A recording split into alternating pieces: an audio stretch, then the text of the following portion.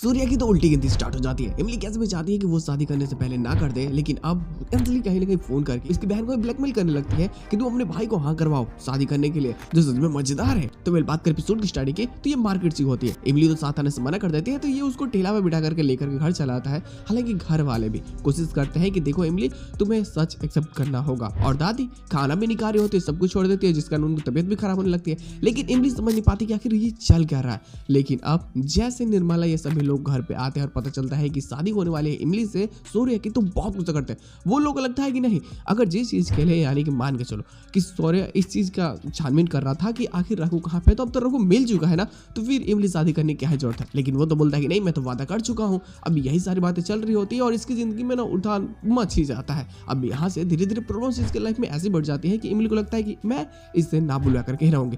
सुबह उठते ही पानी फेंक देती है, जो कॉफी होता है उसमें बहुत सारी मिर्ची डाल देती है ताकि ये कभी इसको कुछ अच्छा लग ही ना पाए। और खैर खाना तो सही से खाने नहीं देती, बल्कि इसका जिंदगी भी हराम ही कर देती है। अब सौरव को लगता है कि नहीं, मैं सच्चाई तो बताऊंगा नहीं इमली को कि अगस्त्य की मौत के पीछे मेरा ही हाथ है।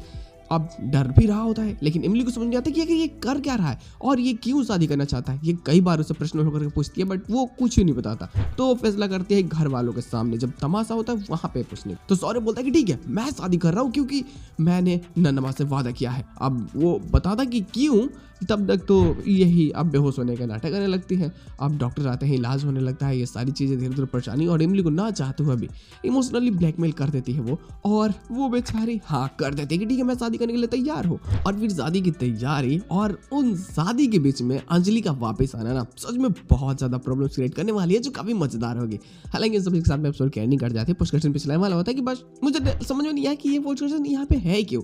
कोई जरूरत भी नहीं लगती क्योंकि ये सारी चीजें ऑलरेडी बात हो चुकी है एपिसोड में, बट फिर भी उसी को रिपीट कर देते हैं बेचारे।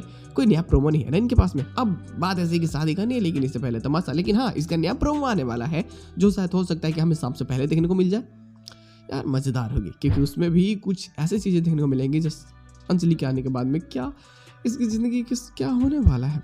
कमाल तो होगा और मजेदार भी। खैर वेटिंग है भाई, अंजलि कब तक आ जाए। जो चीज होगी ना मजा तो आएगा।